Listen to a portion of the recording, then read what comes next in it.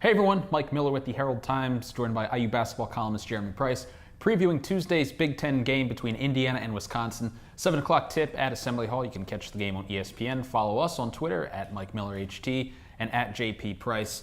Jeremy, it's Indiana's return to the floor after frankly, a very disappointing performance on Saturday at Bankers Life Fieldhouse against Louisville.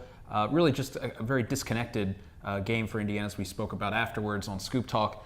This is a chance to kind of atone for some of those mistakes and really kind of find their footing as they get into some of the meat of the Big Ten season. Yeah, I think really what's been missing lately is there just seems to be a lack of chemistry. Just this team's sort of lost its mojo, if you will, here as of late. And Wisconsin is a most difficult team to actually try and find that against.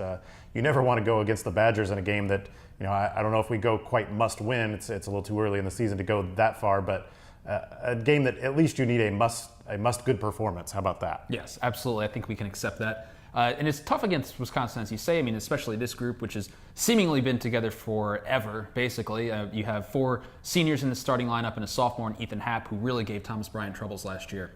Yeah, well, Ethan Happ and Nigel Hayes were last seen just absolutely torturing Indiana last year at the Kohl Center. And Indiana's going to have to find an answer early and often to that.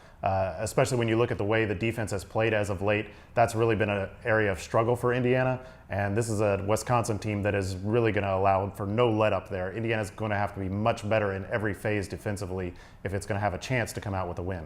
Wisconsin's won 8 in a row. They've been playing really well. Really, they lost 2 games early on to North Carolina and Creighton. I guess their best win to this point is probably Marquette. They beat Syracuse too, but Syracuse is kind of just trudging along at this point. But again, you're coming into Assembly Hall, and it's going to be an interesting environment too, with students not yet back for another week or so. Indiana's really going to have to, like you said, come out ready to go. Yeah, the opener against Nebraska was actually a pretty good crowd, given that it was a holiday game, and so I would expect more of the same against Wisconsin.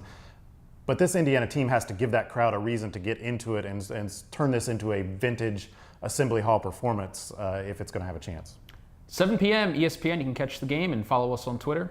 We'll talk afterwards. See you.